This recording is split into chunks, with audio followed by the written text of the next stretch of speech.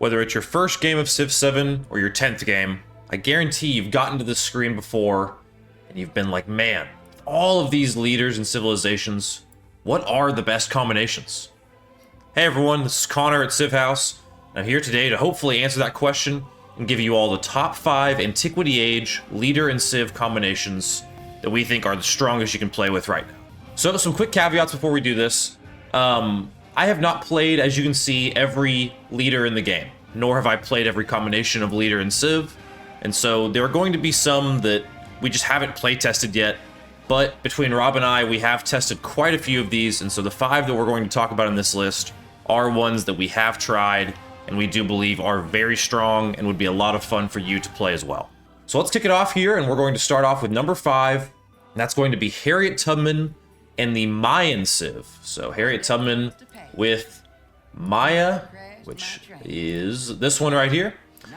So the purpose of this build is going to be that you are looking for science and espionage. This is also one, I put it at number 5 because I have a lot of bias here. This is what I'm playing in my Let's Play on the channel, and I have had a ton of fun with it. You gain the Jaguar Slayer unit here, which allows you to trap around your empire, playing even more defensively. And that defensive playstyle is kind of the crux of this because of Harriet Tubman's ability. That you get +5 war support on all wars declared against you. And you ignore movement penalties from vegetation.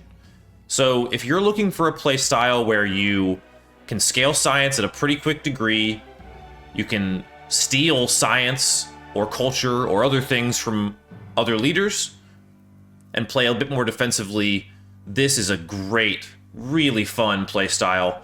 All in all, though, this is one that fits in really well to the style of play that I like to go for. I love kind of the more diplomacy, maybe some military, but a lot of diplomacy and science. But also, I mean, you can adapt in a lot of different ways, especially as you're going to scale out of the Antiquity Age, because of some of the unique buildings you have and some of the scaling you're able to get. Next up, if you're looking for a more tried and true classic civilization experience, you can't look any further than Augustus in Rome. Augustus already has a lot of good abilities in his own right, and then when you pair that with the Roman Civ, you just get a great ability to be a cultural expansionist. Pretty much exactly what he's supposed to be, right? But also this, you know, gives you a lot of good stuff with Rome. You have the Legion, you have the Legatus, you have the Forum. Rome just feels like a really good, solid early game Civ, especially when you pair it with Augustus. So again, if you're looking for something, maybe you're a newer player coming to this list, if you're looking to just boot up your first game, have a pretty adaptable playstyle, you can't go wrong with Augustus and Rome.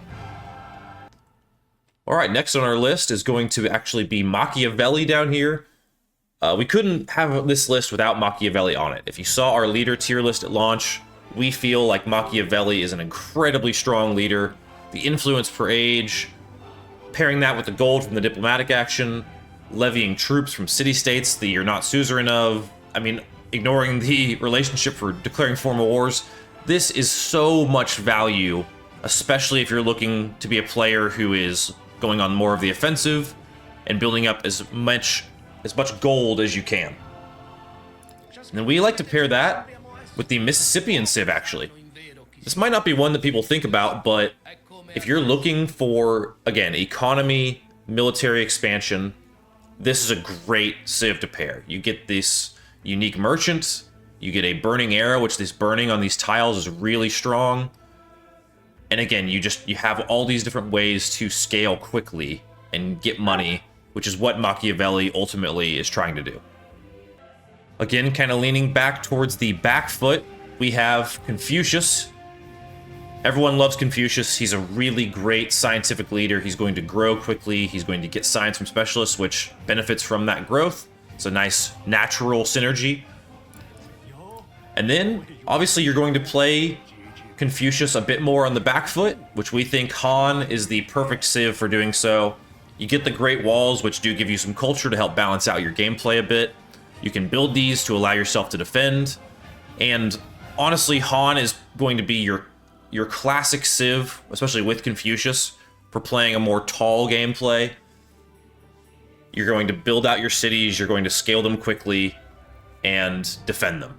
And that is what the Han Civ allows you to do with Confucius to a really great degree. Again, this one's also a natural. You get the kind of geographic choice here for Confucius. So if you're looking for something maybe, you know, somewhat culturally accurate, this is a great choice. Confucius and the Han Civ.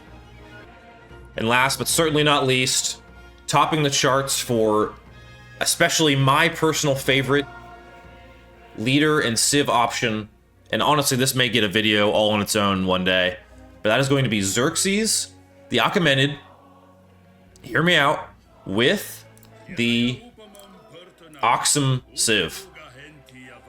This combination, at least in the testing that I've done, which has been several hours of Antiquity gameplay, I've actually played through a full marathon run on Antiquity with this combo. This feels incredibly strong. A lot of it is because of this +2 gold on resources, and this unit right here, the Dao, is very, very strong. Now, I was fortunate enough to have some coastal trading opportunities, which allows you to obviously get a trade route, and then you also have combat strength on the coast. But also this Hawilt, this unique building that gives you gold and culture. You're just getting so much gold, and it's in such a way where you can play pretty adaptably. You know, I went into my game with Xerxes the Achaemenid going for culture exclusively, but I had some militaristic neighbors that made it very difficult for me to do that to start. And I was able to quickly pivot to a more military playstyle early on, and then kind of go back to scaling my culture. I think I ended the Antiquity Age with 2 or 3 of the legacy paths fully maxed out, and it just felt very, very strong. So again, the way you play this is you're going to be trading, again, using that unique unit. That's where the synergy comes in with this trade route.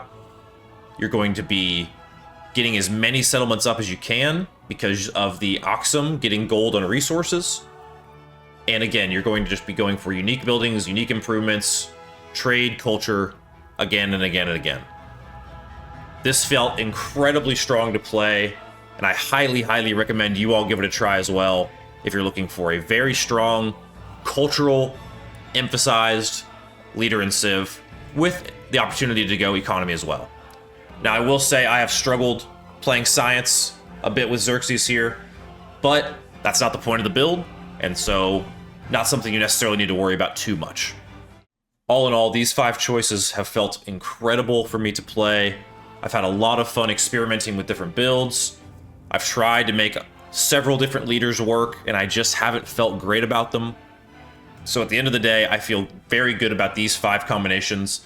But again, I haven't tried them all, so I would love to hear what you all think. Please drop your favorite combinations in the comments below. Tear my list to shreds, whatever you need to do. But again, thank you all so much for tuning in. Again, we'd love to hear your feedback, and from our house to yours, we hope you'll join us for one more turn.